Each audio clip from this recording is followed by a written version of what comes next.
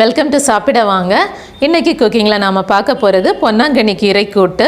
பொன்னாங்கண்ணி கீரை கண்ணுக்கு ரொம்ப நல்லது. அதனால் கண்டிப்பாக வாரத்தில் 2-3 டைம்ஸ் ஆச்சும் நீங்கள் ஃபுட்டில் எடுத்துக்கோங்க. வீடியோ ஸ்கிப் பண்ணாமல் கடைசி வரைக்கும் பாருங்கள். இது வரைக்கும் நம்மளோட சேனல் சப்ஸ்கிரைப் பண்ணல அப்படின்னா கண்டிப்பாக சப்ஸ்கிரைப் பண்ணுங்கள். அப்போ தான் நம்ம போடுற வீடியோஸ் எல்லாமே நீங்கள் தொடர்ந்து பார்க்க முடியும். வாங்க பொன்னாங்கண்ணி கீரை கூட்டு எப்படி பண்ணுறதுன்னு பார்க்கலாம்.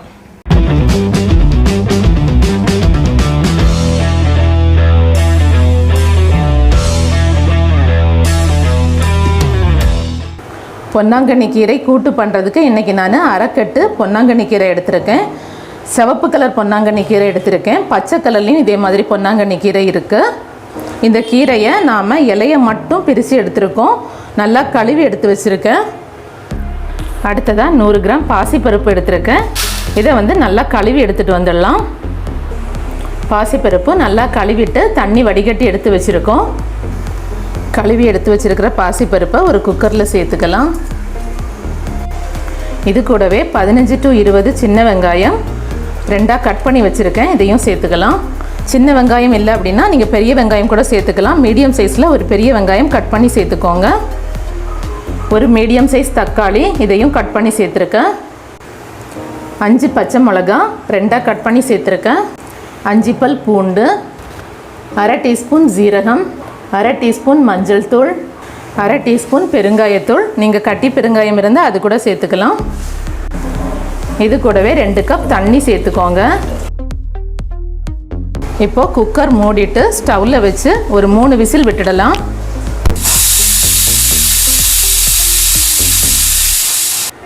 பருப்பு வெந்துடுச்சு. குக்கரோட ப்ரெஷர் இறங்கட்டும். இந்த டைமில் நம்ம கழுவி எடுத்து வச்சுருக்கிற இந்த கீரையை கட் பண்ணி எடுத்துக்கலாம். கட் பண்ணாமல் நாம் அப்படியே சேர்த்துறதுனாலும் சேர்த்தலாம். இந்த கீரையோட இலையெல்லாம் கொஞ்சம் பெருசாக இருக்கிறதுனால நான் கட் பண்ணி சேர்த்துக்கிறேன்.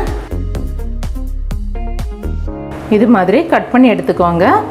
பருப்பு வேக வச்சதுக்கப்புறமா கீரையை கட் பண்ணிக்கோங்க. கட் பண்ணி ரொம்ப நேரம் கீரையை வச்சிங்கன்னா அதோட சத்து எல்லாமே வேஸ்ட் ஆகிடும், டேஸ்ட்டும் குறைஞ்சிடும். அடுத்ததாக ஸ்டவ்வில் ஒரு பேன் வச்சுட்டு 2 டேபிள் ஸ்பூன் அளவுக்கு ஆயில் ஊற்றிக்கோங்க.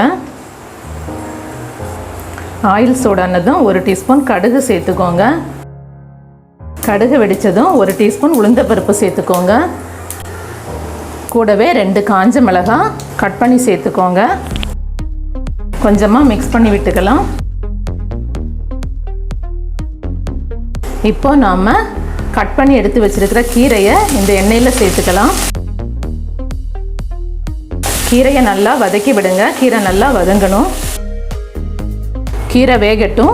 இந்த டைமில் நாம் வேக வச்சு எடுத்து வச்சுருக்கிற பருப்பை கொஞ்சமாக மசிச்சு விட்டுக்கலாம்.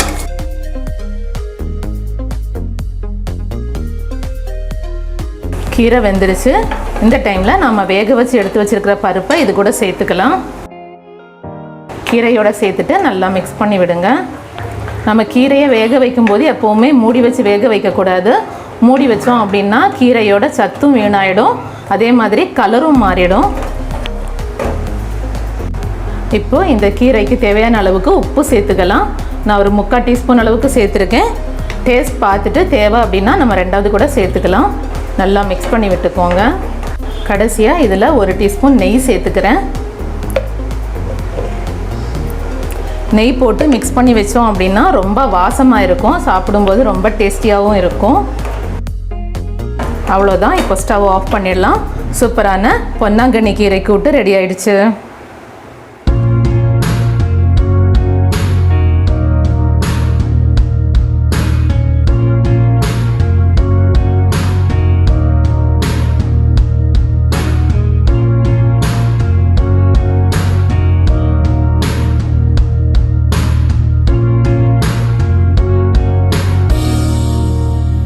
இது மாதிரியே நீங்களும் வீட்டில் ட்ரை பண்ணுங்கள்.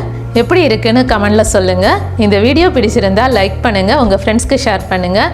டேஸ்டியாக சாப்பிடுங்க, ஹெல்த்தியாக இருங்க. Thank you so much.